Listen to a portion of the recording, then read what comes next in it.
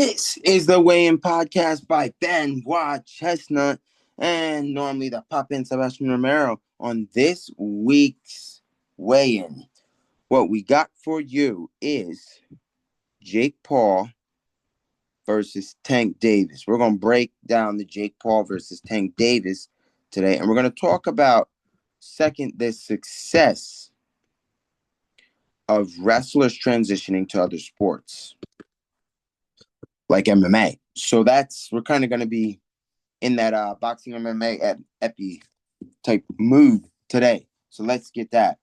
That is the six way. So if we get right into the main punch of the issue here, the front punch, and that would be coming in talking about this Jake Paul Tank Davis. And Jake Paul Tank Davis, to me, is a good matchup, but it depends. I'm going to say this like this. It depends on what type of Jake Paul we get.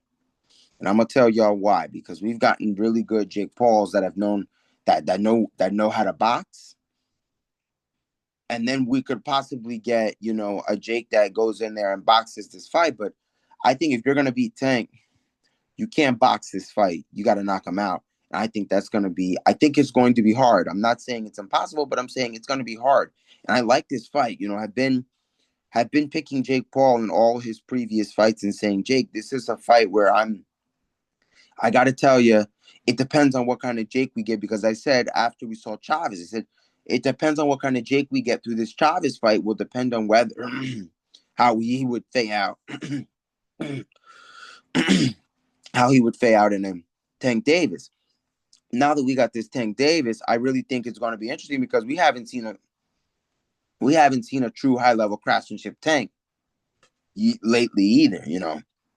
I think it's only fitting to say we're back to the Lamont Roach, and that's something that I have to say because that's just the way it's going. And I think that when it comes to where may be the favorite, I think Tank is going to be the favorite.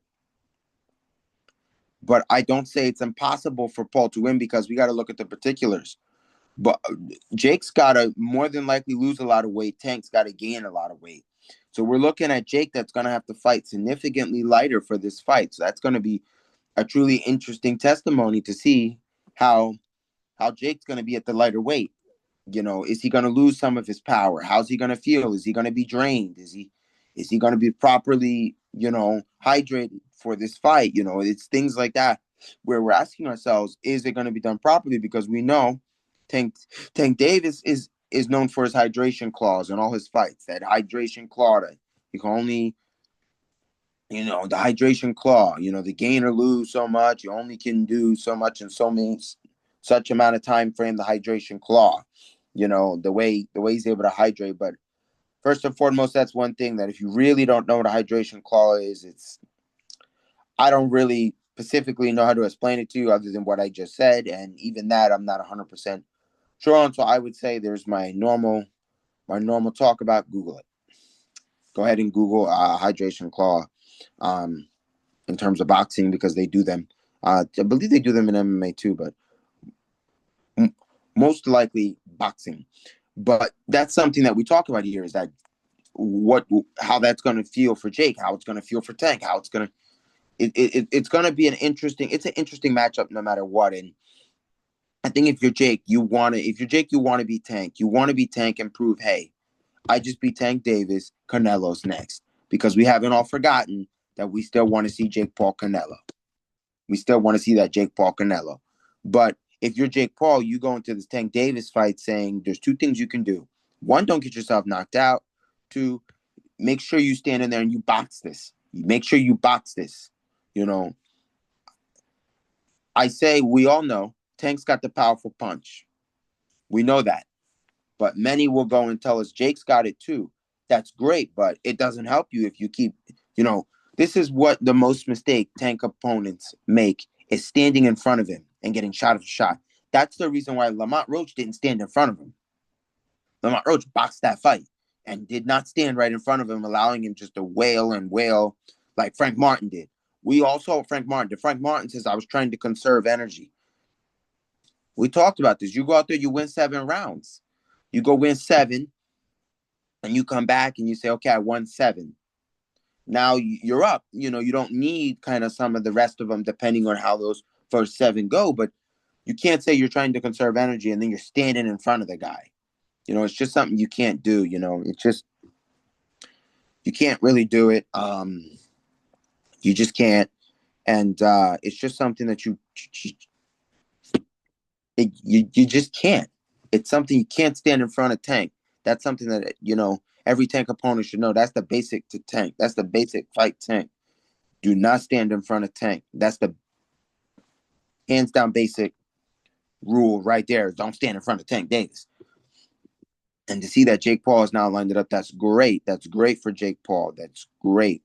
So that's going to be an interesting event. We're going to follow that one as well as we're following Terrence Crawford, Canelo. As we're getting close to Terrence Crawford, Canelo. It's here. It's getting close.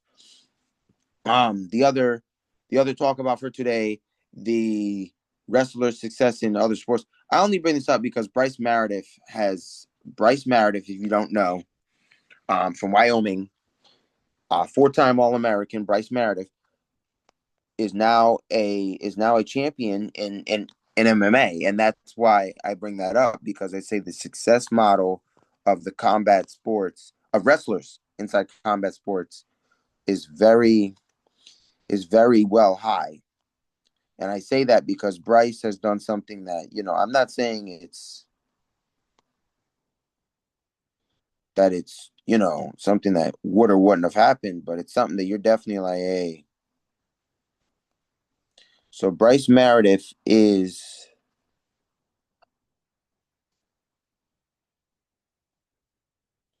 so let's look at this. Bryce Meredith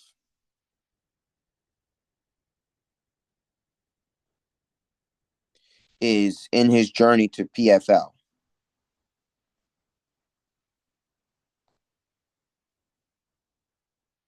He fights for PFL, and that's interesting. And I say that because you have a lot of guys that we talk about. Henry Cejudo, what was another wrestling guy. Although he didn't do college, doesn't matter. He was Olympic. He was an Olympic champion.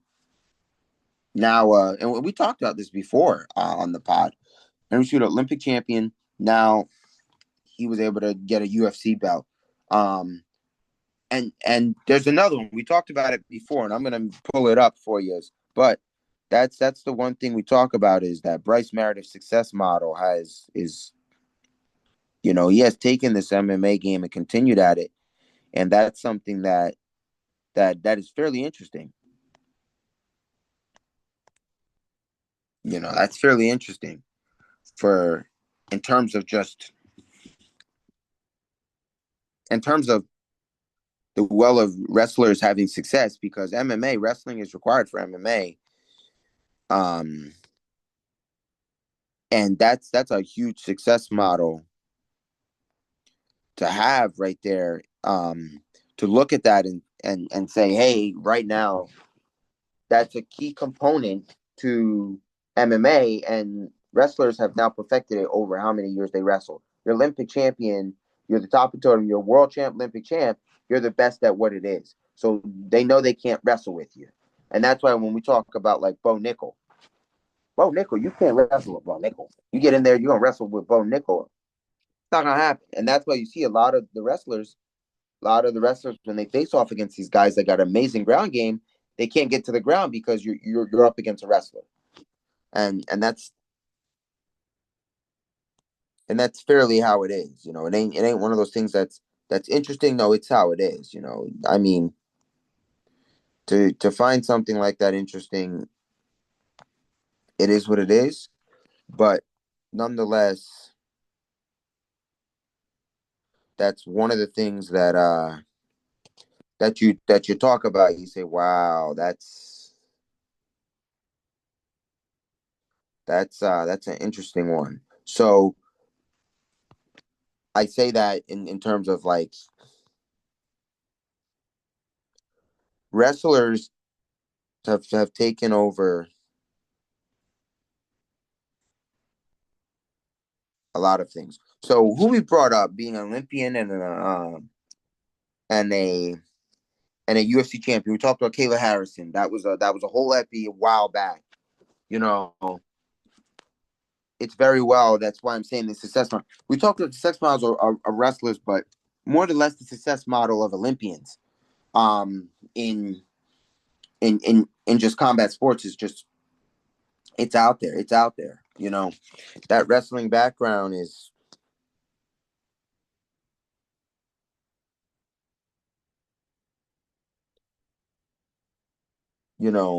absolutely. And then another one that was over at PFL. Another one that has had some time PFL. Very interesting. So what we're not getting that we all thought we were going to get this year, and I say this because we all thought we were going to get Jake Paul's PFL debut this year, which they did at some point. It was announced on Instagram a Jake Paul PFL debut in 2025. We have not seen that. Obviously, a lot of people can say, well, there's still time for that. I don't think that's going to happen anymore. Now we got Tank Davis. We're worried about. And I think in terms of that, I think that's the past success of many, you know, in terms of what we're gonna have for Jake, in terms of that, we talk about you're crossing over to MMA. MMA is not upfront easy. A lot of wrestlers go over there and they don't all get belts. So that's a fairly interesting partake in that we got a lot of the wrestlers that go and try to take over MMA, and I think that's the built function of it. It's just that's just something very well for what it is. Like you get a megastar matchup like Jake Paul Tank Davis, and wow, it's gonna be good. No matter what happens and where it goes, it's gonna be good, and that's a clear reason for us as the fans to love that what we've been given is because it is very well a good matchup. No matter how you doused it, is what I say. No matter how you douse that, it is a good matchup for Jake. It is a good matchup. I mean, for Tank, it's a good matchup for Jake. For Tank, there's plenty of fights you could have took, but they making money. They're gonna bring some eyes on this. They're gonna bring some eyes to the sport with this one because you got them Jake Paulers. That's what they call them, the Jake Paulers. The Jake Paul fans. And now you're gonna have these Tank Davis fans say, "Oh, Tank," and now you get that intermediate middle that you're gonna really like is you get Mayweather. Why? Because Mayweather. Remember, Mayweather. I feel like Mayweather ever since Jake Paul decided all those years ago to take his hat has wanted Jake to be beat, and Tommy Fury handled it first. You don't knock him out, but he do it first. And now everybody wants to kind of put Jake out of the sport. So now I kind of feel like now you bring a guy like Tank Davis and you say, well, look at the odds. How many professional boxers have been able to go up against Tank and get the work done?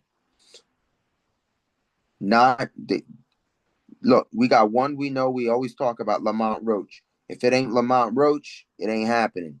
And first of all, Lamont Roach only got it because I felt like Tank underestimated him. That's what I felt. I don't think Tank's going to do that with Jake Paul. I don't think he's going to do that with Jake. I think he knows what Jake's got going on. He knows the clout up with Jake that, yeah, with any boxer. It's the same thing. The same way Terrence Crawford knows the clout of Canelo that, hey, I'm Canelo, Saul Canelo Alvarez. You know, I'm undisputed. And that's a whole separate news line and story. Terrence Crawford, for going up in this fight, may very well get some belts stripped from him, which is interesting.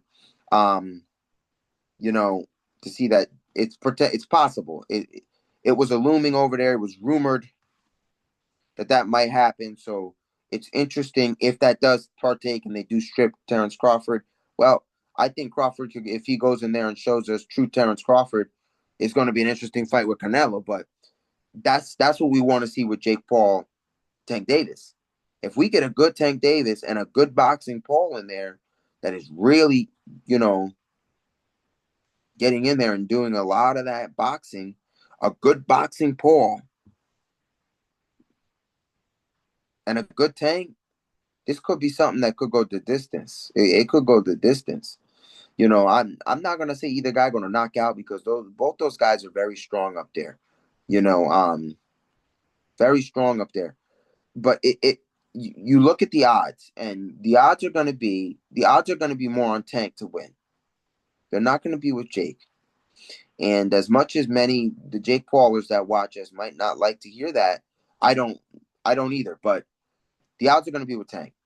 Tank Davis has got a beautiful resume of knockouts that is just it's something when you look at that you say, not just anybody can beat Tank. So it's going to be interesting to see what Jake Paul gets himself into with that Tank Davis fight. It's going to be real interesting, and I think that's an interesting connotation for Jake is that you're going to be coming in here as a true huge underdog. You can go in and do the unthinkable. That would be the time to do it. It would be the time to go in there and do what you got to do. But we've always known this from Jake that he's always scheduled an opponent that's like, okay, ooh, that's a megastar crazy fight. Now we're starting to get boxers out of the ordeal. That he's going and getting boxers.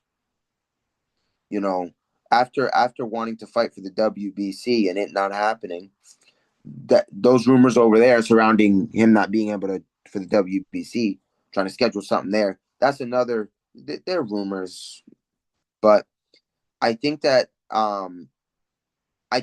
Jake not being able to right now not fighting for a belt.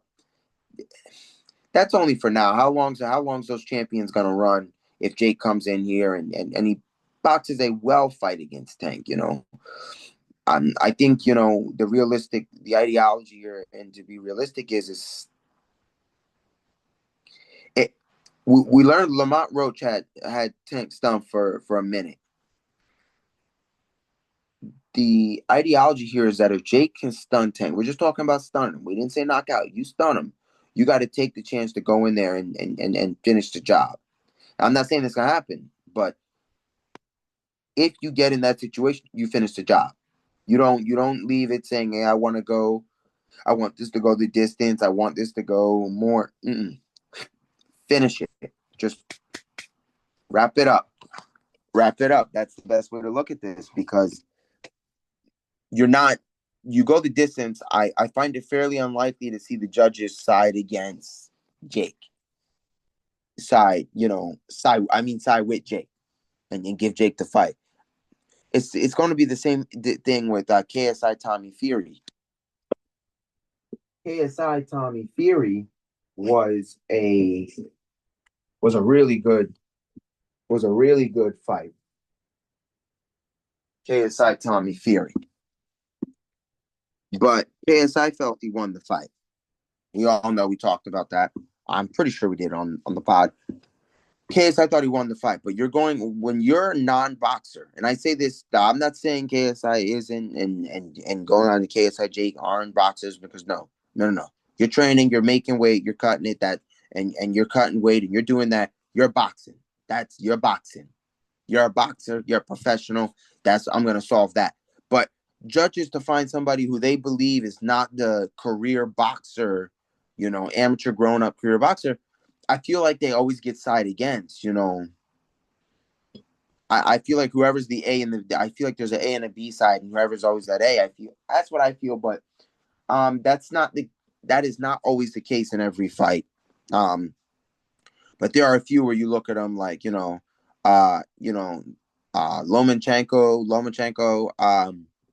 had a questionable loss. You look at Lamont Roach Tank Davis, calling that draw, was an interesting one. The only one there's tons of fights. Another interesting one, Yakanel and Angelino Cordova. I had Angelino all day.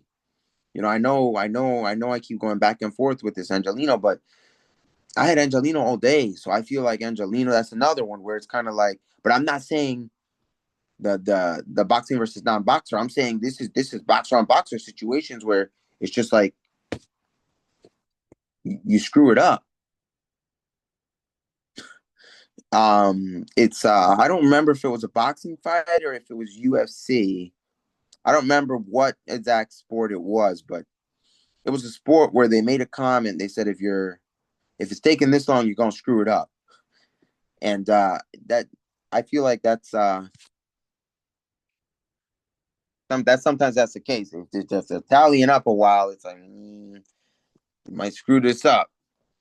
But I think in terms of what we've seen and what we're going to get out of this Tank Davis, Jake Paul, I think both of them in their last fights didn't look how we thought they would. But this could get super interesting in terms of now we have this schedule, now we have this set, and it's going to be fairly to have the fight in Atlanta, Georgia, and everything is fights out in Atlanta, Georgia, so it's gonna look good. And I'm pretty sure that's not the first time that Jake has fought in Atlanta. I'm pretty sure.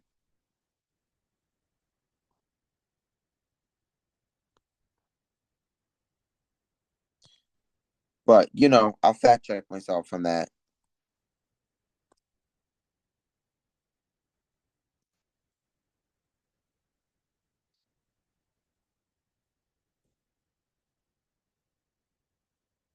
I'll fact check myself on that.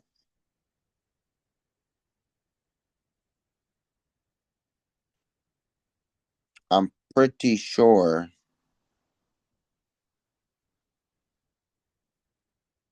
it was that Ben Askren fight.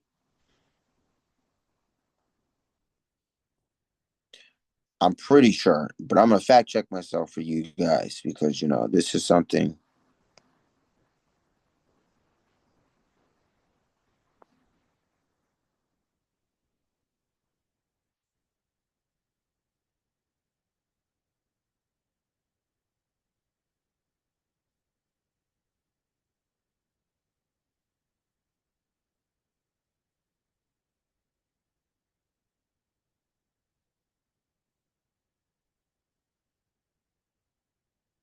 It's so I'm pretty sure that was that Jake Paul Ben Askren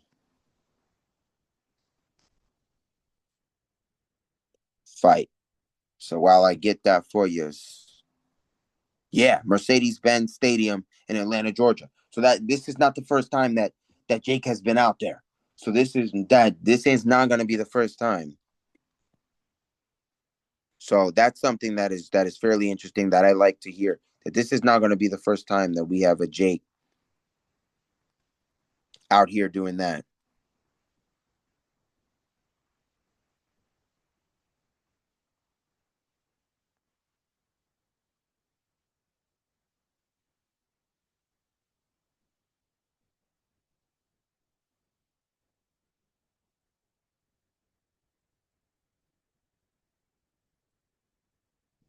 So that's something that this isn't Jake's first time out there, and I'm sure it's probably, for all I know, I don't know all of Tanks. It's probably not Tanks, but again, I'm not, don't quote me on that. But we talk about this is a huge event for both guys, and I think that it's fairly interesting. It's fairly interesting how this may play out for either guy because they both did not have fights where I'm looking like wow, where I sway one near one or the other. Come closer to the fight. I'll probably give a prediction to how I feel, but it's early on, and right now I'm not going to give my prediction because I have not drafted my opinion quite yet of what I feel. But I think it's interesting to either way because both these guys getting out here and setting up a fight like this, man. The point I feel from a Tank side is to I guess another guy to try to knock Jake out of the sport. But if you're looking at it from any other perspective, Well, Jake perspective, it's hey, this is a closer path to setting up stuff with world champs. If you're looking at it from any other perspective other than Tank and Jake, this gonna bring eyes to the fight. You're gonna bring some eyes to boxing because now you got the clash of the Tank Davis fans and the Jake Paulers, and that's gonna be fairly well interesting. You're gonna bring a lot more boxers to it, saying I siding one way versus the other. So we have an interesting notion to that. I mean, I'm sure all of you have already read the news stories and all of this on the fight, but that's why we kind of bring our opinion nice and late. And I always say nice and late because it's not always the same as everybody else's. For like that Angelino fight, how I felt, like I told you guys, when I sit down during these fights, whether I'm watching it on my TV, no matter what, I have my spreadsheet open where I score my rounds. If I think a round was a 10-8 or a 10-9, I score my rounds. And when I score my rounds, that's how I come to where I say I have a 114 and a 113 round or whatever. I recently started doing that, and I'm going to do that a lot more, and then so I can share that with you guys, my scorecards, not the physical spreadsheet, but share with you guys the end result I get, and to see how it fades out. We'll probably do the same thing for Canelo Crawford. I'll do my scorecard for that too, and I'll probably do the same thing for Jake Paul, Tank Davis. So there'll be probably posts on both of those, which will look really good. No matter what guy wins, still will post what I had. I can always be wrong, but again, people make their own scorecards. So here we are in the end of the epi, getting you guys out another epi. This was kind of, some of these are like shorter and just not as I feel strong topics, but every time I say that, those videos, some of those that I feel like aren't strong topics do better than others. So it's just kind of this, at this point, it's my opinion that gets put out here, the podcast breaking down opinion. I do, for some of you that didn't understand, probably wondering why this video wasn't posted Monday. That was a special edition premiere. A special edition premiere for that last vid. For that one vid that was on Monday. We're gonna do those for our special videos, probably depending on how they fall out. Like 90 and like the big numbers, we may start premiering a few of them. If many of you don't know, we did not live stream that time either. I might have already said that on the pod, but I'm just saying we did not live stream. We're working on getting a bigger, better platform for live streaming because it goes fairly simple like this. Most of them want you to have either 1,000 followers or a certain amount of something to live stream. So we're typically going over a good platform to live stream where we don't have to do all of that, and we can have you guys all come over and watch our live streams of the pod, and we'll be able to answer questions and all of that. Because I'm already answering every question I get at this point.